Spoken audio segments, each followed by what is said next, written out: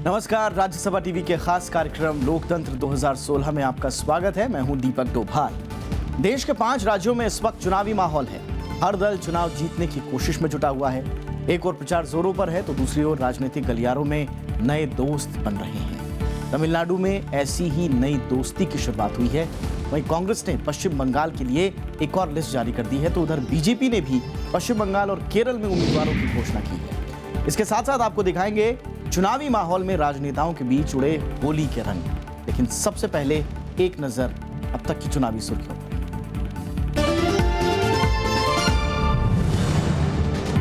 तमिलनाडु में डीएमडीके का peoples welfare front से चुनावी तालमेल। विजयकांत मुख्यमंत्री पद के उम्मीदवार, वाइको होंगे संयोजक।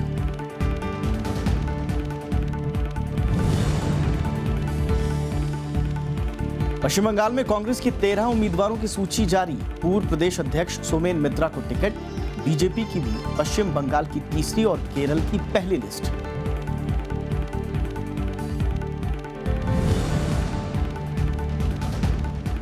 और होली के रंगों में सराबोर चुनाव प्रचार। रंग गुलाल संग प्रचार में मशरूफ उम्मीदवार। असम में खूब उड़ाया गुलाल।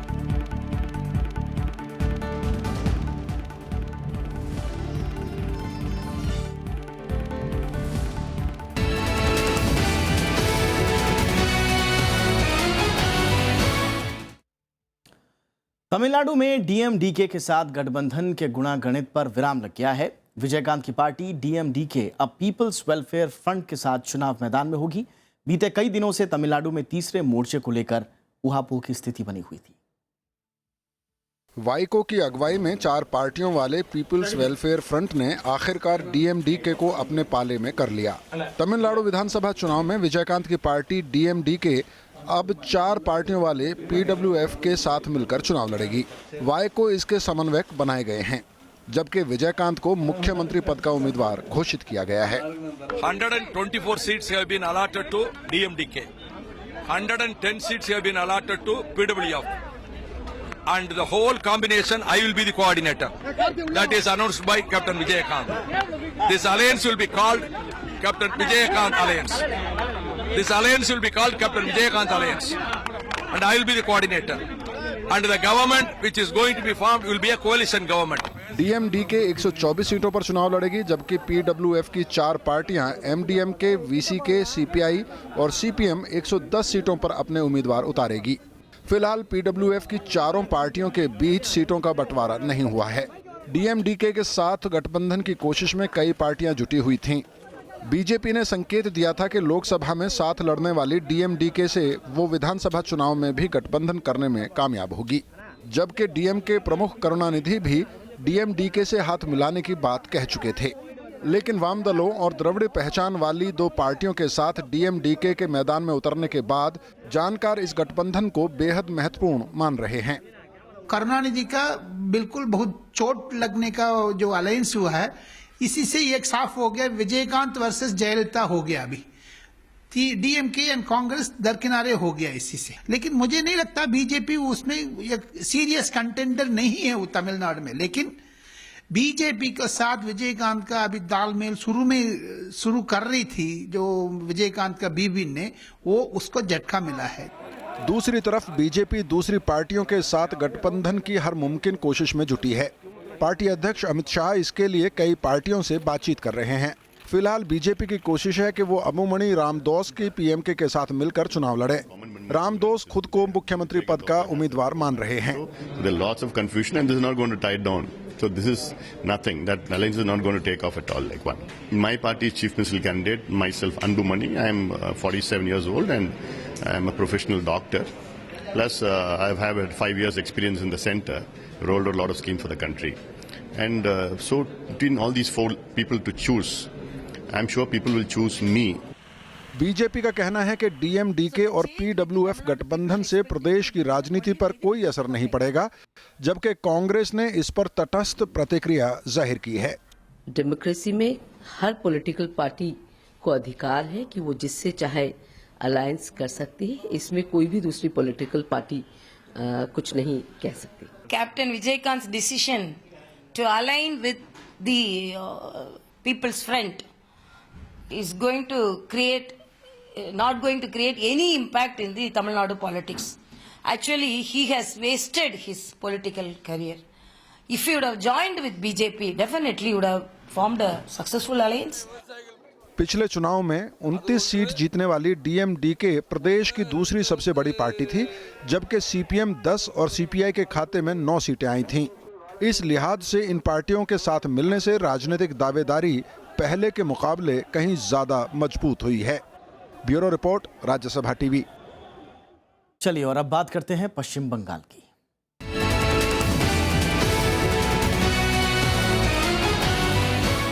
6 चरण में होने वाले पश्चिम बंगाल विधानसभा चुनाव के लिए कांग्रेस ने 13 उम्मीदवारों की एक और लिस्ट जारी की है। सूबे के पूर्व कांग्रेस अध्यक्ष सोमेन मित्रा को चौरंगी से उम्मीदवार बनाया गया है, जबकि 5 सीट पर उम्मीदवार बदले गए हैं। कालीगंज में काबिल-उद्दीन शेख की जगह हसनुजमन शेख को टिकट दिया गया है। मलातीपुर से हेमंत शर्मा की जगह अलबेरुनी जुल्मकिया, जॉयनगर से तपस कुमार वैद्य की जगह सुजीत पटोवारी, पत्थर प्रतिमा से कौस्तभ राउत की जगह फणिभूषण गिरी और कृष्णगंज से विश्वनाथ बिस्वास की जगह प्रताप कांति रॉय को मैदान में उतारा गया है। इनके साथ साथ हावड़ा पूर्व से संतोष पाठक, कोलकाता पोर्ट से राकेश कुमार सिंह, श्रीरामपुर से शुभांकर सरकार, पूरबस्थली से अभिजीत भट्टाचार्य, भरतपुर से कमलेश चटर्जी, नोएपारा से मधुसूदन घोष, जबकि मध्यम ग्राम से तपस मजूमदार कांग्रेस की ओर से मैदान में है। और दूसरी ओर बीजेपी ने भी पश्चिम बंगाल विधानसभा चुनाव के लिए 14 उम्मीदवारों की अपनी तीसरी लिस्ट जारी की है, जिसके साथ कुल 294 सीटों में से बीजेपी अब तक 260 सीटों पर प्रत्याशी घोषित कर चुकी है। बीजेपी ने कालिम्पोंग, दार्जिलिंग और कुर्सियोंग की सीट अपने साथी गोरखा जनमुक्ति मोर्चा के लिए छोड़ दी है। वहीं दूसरी ओर केरल में बीजेपी ने 22 उम्मीदवारों की अपनी पहली लिस्ट जारी कर दी, जिसमें पार्टी के राज्याध्यक्ष के राजशेखरन और दूसरे बड़े नेता ओ राजगोपाल का नाम शुमार है। और इस वक्त हमारे साथ टाइम्स ऑफ इंडिया की सहायक राजनीतिक संपादक महुआ चटर्जी मौजूद हैं। पश्चिम बंगाल की राजनीति पर उनसे बात करेंगे। सबसे पहले महुआ जी, ये बताइए कि पश्चिम बंगाल में फिलहाल राजनीतिक समीकरण, राजनीतिक स्थिति क्या है, किस तरह की है? पश्चिम बंगाल में यूजुअली जो बाइपोलर राजनीति एक तरीके से 3 पार्टियां मेन तो थी काफ़ी दिनों से, लेफ्ट रूल के समय से, जो लेफ्ट और तृणमूल और कांग्रेस। लेकिन इस बार इंटरेस्टिंगली बीजेपी काफ़ी सारे सीट्स में भी लड़ रहे हैं। और दूसरी बात ये है कि ये नया जो पश्चिम बंगाल में जो इस बार हुई है वो ये कि लेफ्ट और कांग्रेस एक साथ लड़ रहे हैं, तो इसकी जो असर है वो काफ़ी दमदार होगा। मैं ये नहीं कह रही हूँ कि वो ममता बनर्जी की सरकार को हटा के खुद ही सरकार बनाने में एकदम से कामयाब हो जाएंगे, ऐसी नहीं है। लेकिन कांटे की लड़ाई होगी, इसकी उम्मीद तो है। और कहीं ना कहीं बीजेपी बहुत सारे सीट्स नहीं भी लेके आए, लेकिन उम्मीदवार क्योंकि खड़े किए हैं, तो बीजेपी को भी थोड़ा बहुत मैदान में होने के वजह से वो कॉन्टेस्ट और टाइट हो रहा है। अच्छा, लेकिन 2011 के बाद से जिस तरह से ममता बनर्जी एक के बाद एक जितने भी बड़े चुनाव हुए, स्थानीय निकाय के चुनाव हुए, दूसरे चुनाव हुए, उसमें एक तरह से क्लीन स्वीप कर रही थी या मेजॉरिटी, ज़्यादातर सीटें जीत रही थी, अच्छा प्रदर्शन एक तरह से कर रही थी। क्या आपको लगता है कि अब कांग्रेस प्लस वाम मोर्चा और इधर बीजेपी, अब थोड़ा सा फाइट टफ हो गई है ममता बनर्जी के लिए? फाइट टफ हो गई है, ये कारण, इसमें बीजेपी बहुत बड़ी कारण नहीं है अभी तक पश्चिम बंगाल में। लेकिन ठीक है, मैदान में है, थोड़ा बहुत कॉन्टेस्ट तो ज़रूर होगी। लेकिन फाइट टफ इसलिए हो गई है कि पूरा जो एंटी ममता वोट या एंटी तृणमूल कांग्रेस वोट जो है, वो अगर इकट्ठा हो जाती है कांग्रेस और लेफ्ट के साथ आने के वजह से, तो वो कठिनाई ज़रूर पैदा कर रही है ममता के लिए। एक तो वो, और लेकिन ये जो गठबंधन हुई है, इससे इसकी बातें काफ़ी दिनों से चल रही थी। इसकी बातों से ममता बनर्जी बहुत ज़्यादा पर्टर्ब नहीं थे। लेकिन साथ साथ अभी हाल ही में जब पार्लियामेंट सेशन चलने के समय ये नारदा कांड जो आई है उभर के सामने, जहाँ काफ़ी तृणमूल के एमपीज़ को दिखाया जा रहा है, हाँ। विजुअल इम्पैक्ट है एक कि वो ब्राइब ले रहे हैं, तो वो भी ममता बनर्जी का पार्टी का जो एक इमेज है उसको काफ़ी डैमेज किया है। कम से कम अर्बन सेंटर्स में तो ज़रूर करेंगे, तो वो भी एक वजह है ये कॉन्टेस्ट टाइट हो जाने की।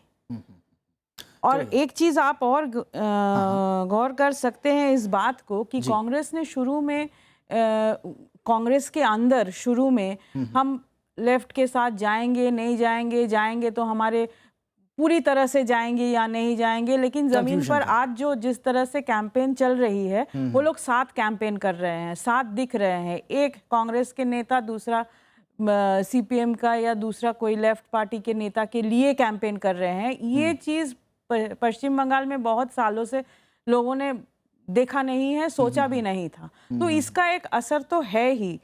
ऊपर से अभी इसका असर शायद बढ़ रहा है, मुझे लग रहा है इससे कि कांग्रेस के कई जो स्टेट के बड़े लीडर वो आज भी लिस्ट निकली है और इससे पहले वाली जो कांग्रेस की लिस्ट आई है उसमें से भी, जैसे कि दीपा दासमुंशी जैसे लीडर को भी ममता बनर्जी के खिलाफ मैदान में उतारा गया है। जी, यानी कि कोशिश यही है कि सीरियस फाइट कर रहे हैं। इसका एक मैसेज तो जरूर है, बिल्कुल, और सीरियस फाइट देने की ही कोशिश हो रही है, चाहे वो कांग्रेस हो, वाम मोर्चा हो या फिर बीजेपी ही क्यों ना हो, एक तरह से सीरियस फाइट देने की कोशिश तो की जा रही है। अब देखना ये होगा कि जनता किस पर भरोसा जताती है। बहुत बहुत शुक्रिया महुआ जी वक्त निकालने के लिए और इस विश्लेषण के लिए। और अब बात करते हैं असम की।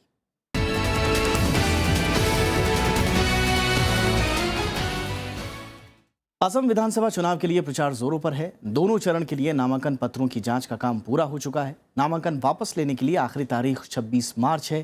पहले चरण की 65 सीट के लिए जहां 561 उम्मीदवार मैदान में हैं, तो वहीं दूसरे चरण की 61 सीटों के लिए 595 उम्मीदवार अपनी किस्मत आजमा रहे हैं। वहीं चुनाव में खड़ी महिला उम्मीदवारों ने भी अब अपना दम भरना शुरू कर दिया है। इस बार चुनाव में महिलाओं को टिकट सबसे ज्यादा कांग्रेस की ओर से दिया गया है।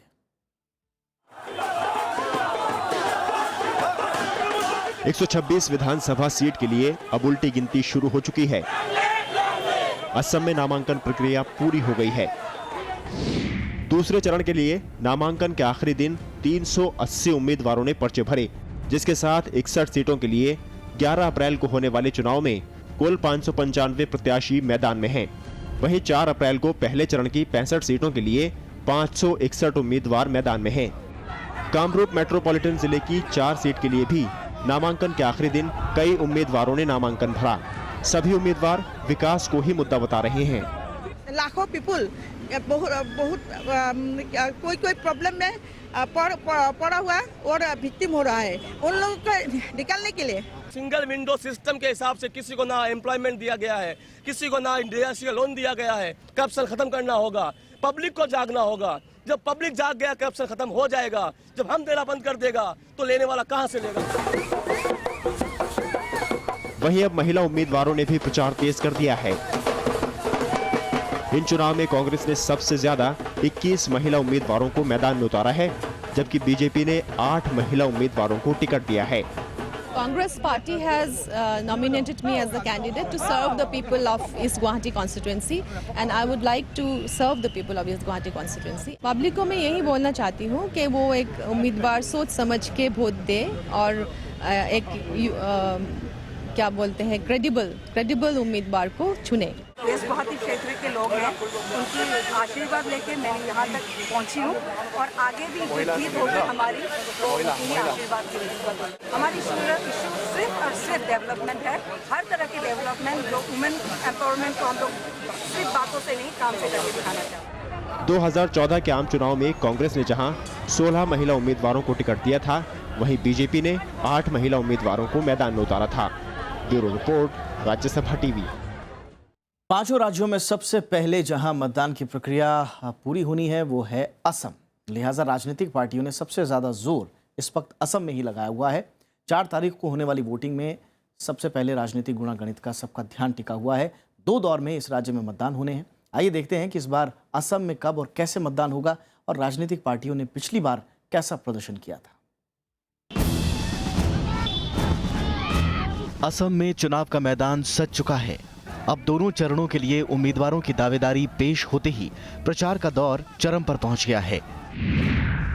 असम में पहले दौर के लिए 11 मार्च और दूसरे दौर के लिए 14 मार्च को अधिसूचना जारी की गई। नामांकन भरने का काम पहले दौर के लिए 18 और दूसरे के लिए 21 मार्च को खत्म हो गया। इसी तरह 19 मार्च को पहले और 22 को दूसरे दौर के पर्चों की जांच का काम भी पूरा हो गया। पहले दौर के लिए नाम वापसी का काम खत्म हो चुका है, जबकि 26 तक दूसरे दौर के लिए उम्मीदवार नाम वापस ले सकते हैं। 4 अप्रैल को पहले और 11 अप्रैल को दूसरे दौर की वोटिंग मुकर्रर की गई है।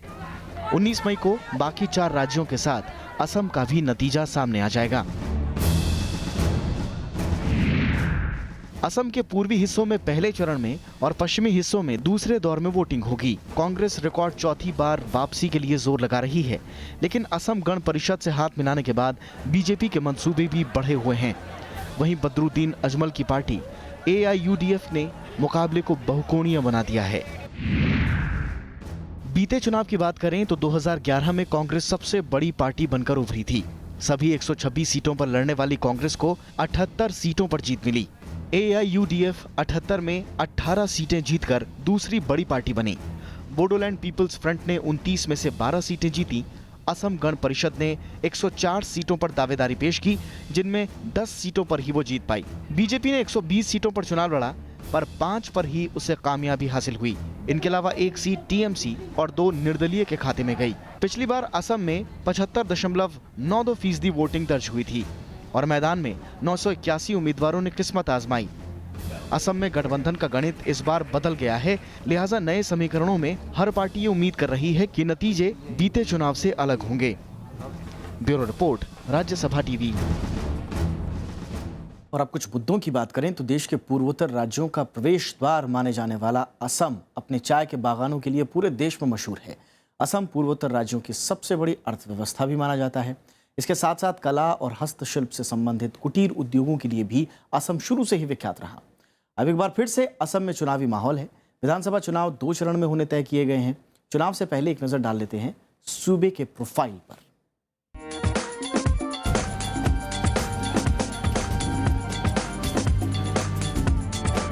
भूटान और बांग्लादेश की अंतर्राष्ट्रीय सरहदों से लगा असम देश के उत्तर पूर्व इलाके का सबसे महत्वपूर्ण राज्य है। विद्वानों की माने तो असम संस्कृत के शब्द असोमा से बना है, जिसका मतलब होता है अनुपम। हालांकि कुछ विद्वान मानते हैं कि असम मूल रूप से अहोम शब्द से बना है। अहोम वही राजा थे जिन्होंने सूबे पर लगभग 600 साल तक शासन किया था। असम को मुख्यतः 3 भौतिक इलाकों में विभाजित किया गया है, जिसमें उत्तर में ब्रह्मपुत्र नदी घाटी, दक्षिण में बरक नदी घाटी, जबकि दोनों घाटियों के बीच में उत्तरी कछार की पहाड़ियां मौजूद हैं।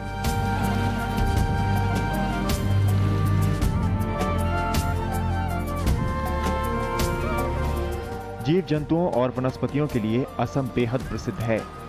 राज्य की वन संपदा कुल क्षेत्रफल की 22% में मौजूद है। सूबे में 5 राष्ट्रीय पार्क और 11 वन्यजीव अभयारण्य और पक्षी विहार हैं। काजीरंगा राष्ट्रीय उद्यान, जहां मौजूद 1 सींग वाले गैंडे और रॉयल बंगाल टाइगर के लिए असम विश्व भर में प्रसिद्ध है। असम में कृषि पर आधारित उद्योगों में चाय का महत्वपूर्ण स्थान है। राज्य में 6 औद्योगिक विकास केंद्र हैं, जबकि यहां 4 रिफाइनरी काम कर रही हैं। यहाँ की कला और संस्कृति की अलग पहचान है। सबसे महत्वपूर्ण पर्व बिहू है, जो वर्ष में 3 बार मनाया जाता है। असम में विभिन्न प्रकार के रेशम का उत्पादन होता है, जिसमें मूंगा नामक रेशम की किस्म पूरी दुनिया में सिर्फ असम में ही मिलती है। हालांकि इन तमाम रंगों के बीच असम एक बार फिर से चुनावी रंग में सराबोर होने जा रहा है। 126 विधानसभा सीट के लिए यहां 2 चरणों में चुनाव होना तय किया गया है। पहले चरण की वोटिंग में 65 विधानसभा सीटों के लिए 4 अप्रैल को वोट डाले जाएंगे, जबकि दूसरे चरण की वोटिंग में 61 सीटों पर 11 अप्रैल को मतदान होगा। वोटों की गिनती 19 मई को होगी।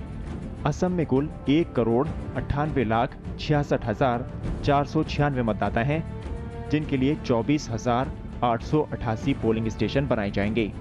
पिछले 15 साल से असम में कांग्रेस की सत्ता है और तरुण गोगोई 2001 से असम के मुख्यमंत्री पद पर आसीन हैं। यूं तो आजादी के बाद से असम कांग्रेस का गढ़ रहा है, लेकिन केंद्र में सत्ता के बदलाव के बाद इस बार कांग्रेस के सामने असम में भी कड़ी चुनौती होगी। आसाम के आनंद के लिए सर्वानंद के साथ चले। वहीं बीजेपी पूरे जोर शोर से अपनी दावेदारी ठोक रही है, जिसके लिए उसने सूबे की 2 क्षेत्रीय पार्टियों असम गण परिषद और बोडोलैंड पीपल्स फ्रंट से गठबंधन भी कर लिया है। वहीं तीसरा फ्रंट बदरुद्दीन अजमल की पार्टी AIUDF के रूप में मैदान में है। इसके साथ साथ वाम दल और कई छोटे दल भी चुनावी चौसर में अपनी किस्मत आजमाएंगे। Bureau report, Rajya Sabha TV. और होली के मौसम में असम की चुनावी फिजाएं रंगों से सराबोर हो गई हैं। होली के बहाने मतदाताओं तक पहुंचने की कसर कोई पार्टी नहीं छोड़ रही। आइए देखते हैं असम विधानसभा चुनाव में होली के रंग। चुनावी मौसम में होली का रंग नेताओं के सिर चढ़कर बोल रहा है। असम में हर गली इन दिनों चुनावी काफिलों और अबीर गुलाल से अटी पड़ी है। सूबे के राजनीतिक दल लोगों से होली मिलन के बहाने अपना सियासी नफा नुकसान साधने की कोशिश में है। हमारी संस्कृति कभी ये नहीं कहती कि एक रंग का हो। हमारी संस्कृति में हर रंग के लिए जगह है। इसीलिए मैं चाहती हूँ हमारे कांग्रेस का जो दल है वो हर रंग को इकट्ठे बांधना चाहती है। हर लोगों को हर तरह के रंग दिया जा रहा है, लेकिन तिरंगा का रंग लोगों के दिलों पे है। पार्टियों का चुनाव प्रचार दल सुबह से ही टोलियों की शक्ल में गली गली जाकर लोगों से मिल रहा है। चुनावी मौसम में इनके हाथ में रंग है तो दिल में सत्ता की चाहत भी। जनता में अमन लाए, सुख शांति लाए और हम सब में एक भ्रातृत्वपूर्ण अपने यहाँ चुनाव जो है ये भ्रातृत्वपूर्ण परिवेश में ये चुनाव हो। 5 राज्यों का ये चुनाव होली के इर्द गिर्द पड़ रहा है, लिहाजा हर राजनीतिक दल रंगों के बहाने लोगों के दिलों में उतरने की फिराक में है। Bureau report, Rajya Sabha TV. और अब पुदुचेरी की चुनावी खबरें।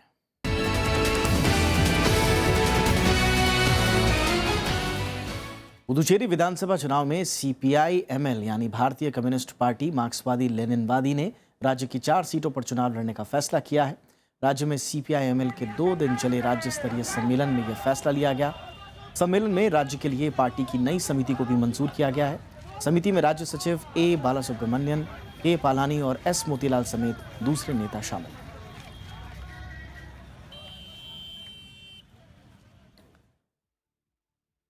पुदुचेरी विधानसभा चुनाव में कांग्रेस उम्मीदवारों को टिकट इंटरव्यू लेने के बाद ही दिया जाएगा। जी हां, पार्टी के मुताबिक पुदुचेरी और कराईकल इलाकों के उम्मीदवारों के लिए यह नियम तय किया गया है। फिलहाल इन इलाकों में प्रदेश की 30 में से 28 सीटें हैं। प्रदेश कांग्रेस अध्यक्ष A नमशिवम के मुताबिक 26 और 27 मार्च को पार्टी ऑफिस ये इंटरव्यू ऑर्गेनाइज करेगी। पार्टी ऑफिस में ये इंटरव्यू लिए जाएंगे। हालांकि पार्टी ने अभी माहे और यनम की एक सीटों के लिए कोई फैसला नहीं किया गया है कि वहां पर इंटरव्यू होगा या नहीं, लेकिन बाकी जो 28 सीटें हैं उन पर 26-27 को इंटरव्यू होगा। जो टिकट चाहते हैं कांग्रेस का। राज्य में 16 मई को मतदान होना है। और इसी के साथ लोकतंत्र 2016 के आज के सफर में इतना ही। दीजिए इजाजत। नमस्कार।